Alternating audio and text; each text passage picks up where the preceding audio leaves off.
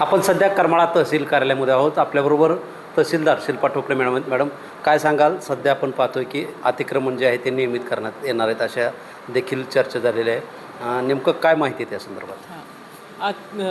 नमस्कार. अतिक्रमण नियमित करणार आहे अशा चर्चा जरी झाल्या असल्या तरी 2011 पूर्वीचे अतिक्रमणं आपण नियमित करणार आहे.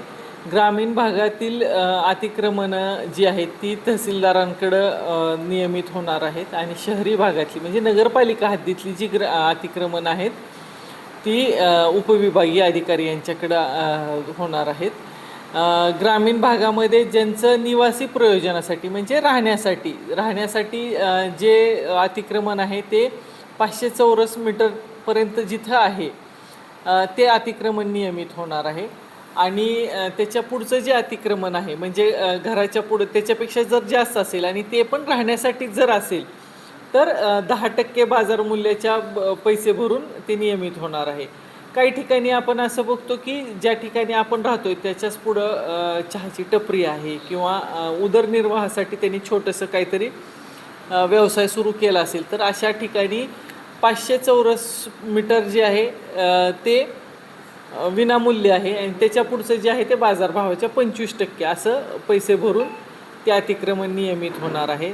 महाराष्ट्र शासनाचा आणि महसूल प्रशासनाचा माननीय बावनकुळे साहेबांनी हा अतिशय महत्त्वाकांक्षी प्रोजेक्ट म्हणून 25 मार्च 2026ला याची घोषणा केलेली आहे.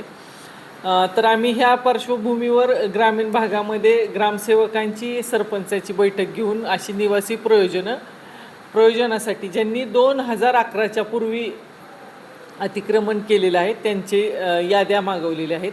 याची अर्ज भरण्याची जी मुदत आहे ती 31 डिसेंबर 2026 आहे. पण तोपर्यंत न थांबता ही मोहीम सर्वांना माहिती व्हावी आणि अशा पद्धतीने ह्याचा सर्वांना लाभ मिळावा यासाठी आम्ही जागोजागी याची माहिती देत आहोत.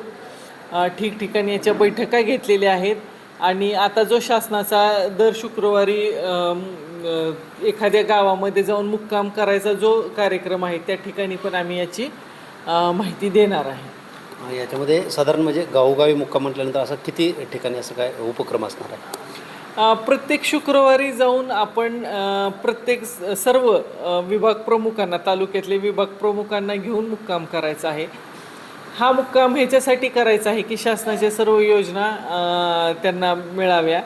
त्याचबरोबर त्यांना हेलपाटा होऊ नये, तालुक्याच्या ठिकाणी हेलपाटा होऊ नये किंवा त्याच्या म्हणजे प्रत्येक वेळी आल्यानंतर खेड्यातला माणूस जो येतो तो एकाच कामासाठी येत नाही तर तो वेगवेगळ्या कामांसाठी येतो. तर ते सर्व यंत्रणा त्या गावाच्या दाराशी पोहोचवणं ही महत्त्वाकांक्षी योजना आहे. म्हणजे प्रत्येक शुक्रवारी ज्या महसूलच्या ज्या काही योजना आहेत त्या गावामध्ये सोडवल्या जाण्याचा प्रयत्न केला जाणार आहे. महसूल म्हणून महसूल नाही तर तालुका स्तरावरचे मी तेच सांगते तालुका स्तरावरचे सर्व अधिकारी म्हणजे मग BDO असतील, तालुका कृषी अधिकारी असतील, मोजणी ऑफिस असेल, SRO असेल, ह्याच्यामध्ये ज्या ज्या अडचणी असतील त्या सोडवण्याचा आम्ही गावामध्ये जाऊन प्रयत्न करणार आहे. नेमकं आता याची प्रक्रिया जी आहे ते अतिक्रमण कायम करण्याची त्या नागरिकांना कशा पद्धतीने त्यांनी काय त्याचे अर्ज वगैरे काय करावं लागणार आहे का? त्यांनी स्वतःहून अर्ज करावे लागणार आहे आणि ते अर्ज करत असताना त्यांचं मतदार यादीमध्ये नाव आहे का, त्यांचा आधार कार्ड नंबर आणि एका कुटुंबासाठी एकच लाभ अशा प्रकारचा आहे. अर्जाचे नमुने आम्ही प्रत्येक ग्रामसेवकांकडे दिलेले आहेत. त्या संदर्भाचे ग्रामसेवकांकडे अर्ज करायचे का? हो, ग्रामसेवकांचे अर्ज करायचे आणि जी आवश्यक कागदपत्र ॲफिडेविट ती करून द्यायची आहे. त्या संदर्भात काय प्रशासनाकडून संबंधित भागातील ग्रामसेवकांना काय सूचना वगैरे झाल्यात? हां, मी मगाशीच आपल्याला सांगितलं की आम्ही BDOंची म्हणजे जी बैठक घेतलेली आहे आणि ग्रामसेवक आणि सरपंचाची जी बैठक आहे ती मंगळवारी लावलेली आहे.